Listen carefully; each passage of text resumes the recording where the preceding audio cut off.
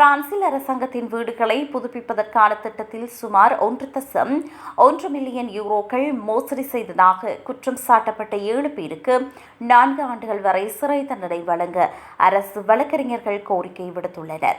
27 முதல் 46 வயதுக்குட்பட்ட 6 பிரெஞ்சு மற்றும் ஒரு துருக்கிய பிரஜை மீது இந்த திட்டமிட்ட நிதி மோசடி வழக்கு பதியப்பட்டுள்ளது. இந்த மோசடி கும்பல் ஒரு கட்டமைக்கப்பட்ட அமைப்பாக செயல்பட்டு தகுதியற்ற வீடுகளுக்குள் போலி எரிசக்தி ஆய்வுகளை மேற்கொண்டு அரசு நிதியை திருப்பியதாக வழக்கறிஞர் குற்றம் சுமத்தினார். இந்த அமைப்பில் ஒவ்வொருவருக்கும் தனித்தனி பொறுப்புகள் வழங்கப்பட்டு முறையான சான்றிதழ்கள் இன்றி சட்டவிரோதமாக நிதி கோரப்பட்டதாக விசாரணையில் தெரியவந்துள்ளது. முக்கிய குற்றவாளியாக கருதப்படும் அனஸ் ஏ என்பவருக்கு 4 ஆண்டுகள் சிறை தண்டனையும் மற்ற 2 தலா 3 ஆண்டுகள் சிறை தண்டனையும் கோரப்பட்டுள்ளது. மீதமுள்ள 4 பேருக்கு 18 மாதங்கள் முதல் 2 ஆண்டுகள் வரை சிறை தண்டனை மற்றும் 20,000 முதல் 1 லட்சம் யூரோக்கள் வரை அபராதம் விதிக்கப்பட வேண்டும் என்று வழக்கறிஞர் தரப்பு வலியுறுத்துகிறது.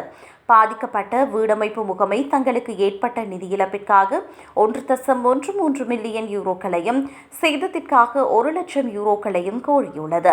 இதேபோல நுகர்வோர் பாதுகாப்பு சங்கம் நுகர்வோருக்கு ஏற்பட்ட பாதிப்புகளுக்காக 1 லட்சம் யூரோக்களை இழப்பீடாக கோரியுள்ளது. குற்றம் சாட்டப்பட்டவர்கள் இந்த மோசடியை திட்டமிட்டு செய்யவில்லை என்றும் இது அனுபவமின்மையால் ஏற்பட்ட தவறு என்றும் வாதிடுகின்றனர். இளம் தொழில் முனைவோரின் கவனக்குறைவு மற்றும் விதிமுறைகள் தெரியாததே இதற்கு காரணம் என்று அவர்கள் தரப்பில் கூறப்பட்டது.